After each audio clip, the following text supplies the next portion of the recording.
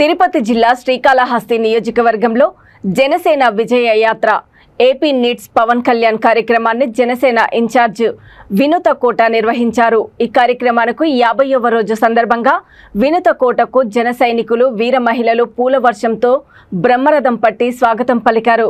Cake cut చేసి సంబరాలు చేసుకున్నారు। అనంతరం వినుత కోట రేణిగుంట మండలము మామండూరు పంచాయతీలోని పలు గ్రామాలలో ఇంటింటా ప్రచార కార్యక్రమం చేశారు। ఈ కార్యక్రమంలో జనసేన నాయకులు మహిళలు తదితరులు పాల్గొన్నారు।